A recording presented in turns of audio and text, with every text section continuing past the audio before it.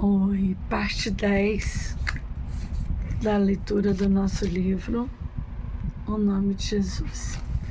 Nós vamos continuar lendo quando se fala do nome por herança, o nome de Jesus por herança.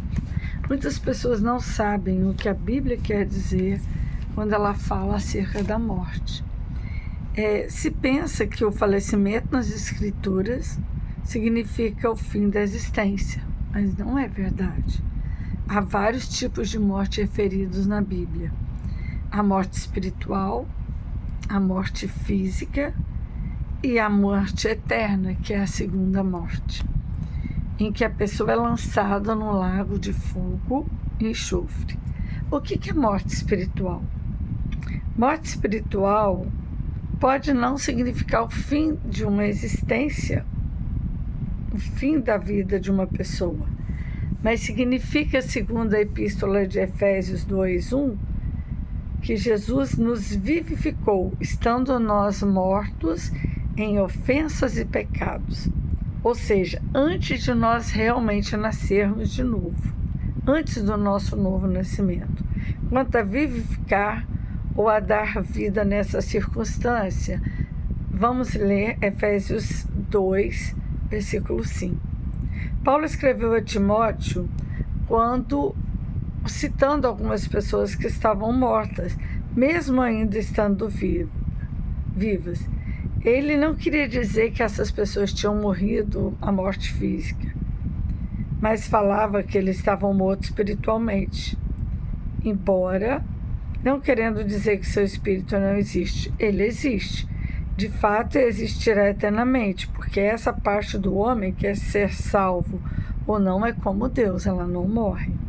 O ser humano possui um espírito eterno, uma alma. Entretanto, o espírito do pecador, que não está em comunhão com o Pai e não se familiariza com ele, aí é que está o problema.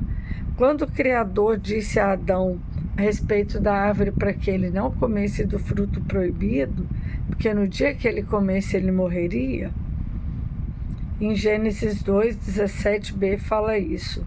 O autismo não se referia à morte física, mas ao afastamento. Tanto é que ao comer da árvore ele morreu espiritualmente. Ele não foi destruído, mas imediatamente ficou fora da comunhão com Deus. E o que é incrível, porque o Senhor sempre se encontrava com eles pela viração do dia, para ter comunhão com ele, relacionamento com Adão. E no dia que ele pecou, Deus perguntou: onde estás? E ele respondeu: ouvi a sua voz e percebi que eu estava nu, tive medo e me escondi. Adão agiu assim, por quê? Porque ele tinha pecado. O pecado, ele faz separação entre a pessoa e Deus. E a morte espiritual significa esse distanciamento. No momento que Adão pecou, ele se apartou do Senhor. A morte espiritual ainda quer dizer outra coisa, além da separação do Criador. A pessoa passa a ter a natureza de Satanás. Jesus disse aos fariseus: vós tendes por pai o diabo. Olha que triste isso. E quereis satisfazer os desejos do vosso pai, que foi homicida desde o início, desde o princípio, e não se firmou na verdade. Jesus é o caminho, a verdade e a vida. Ele não se firmou em Deus, porque não há verdade nele. Quando ele profere mentira, fala do que lhe é próprio, porque ele é mentiroso e pai da mentira. Evangelho de João 8:44. E os fariseus eram muito religiosos. Eles entregavam seus dízimos, jejuavam, faziam outras coisas excelentes, mas mentiam a respeito de Jesus Cristo. E o assassinaram. Jesus disse que eles eram filhos do diabo, porque eles tinham todas as características do inimigo. E aí vem a pergunta: com quem você se parece? Como é que está aí a tua vida? Você já teve um novo nascimento? Você já é salvo? Você já tem o seu nome escrito no livro da vida? Porque quando uma pessoa nasce de novo, ela toma para si o caráter de Deus, que é vida e paz. A natureza de Satanás é ódio e mentira. Cristo provou a morte espiritual por toda a humanidade. O pecado é mais do que um ato físico, é uma condição espiritual.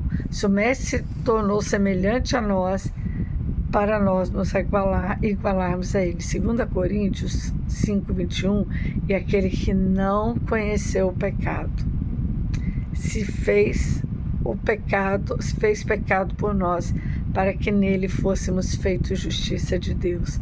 Cristo se fez pecado e o seu Espírito foi separado do Pai.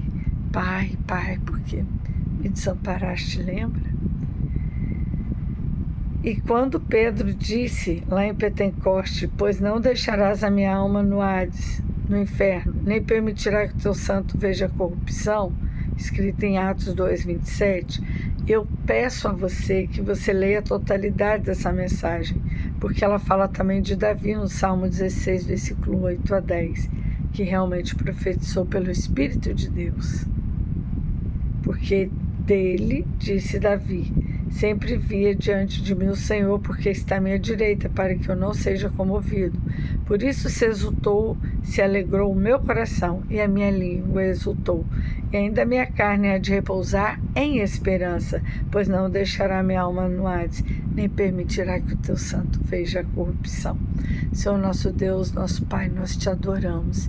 Nós te agradecemos, Pai, por termos a certeza de que no Senhor nós podemos ter vida, mas não uma vida qualquer, uma vida medíocre, uma vida mediana, mas uma vida plena, porque Jesus Cristo comprou para nós esse direito de termos um novo nascimento e sermos chamados filhos de Deus, em nome de Jesus Cristo.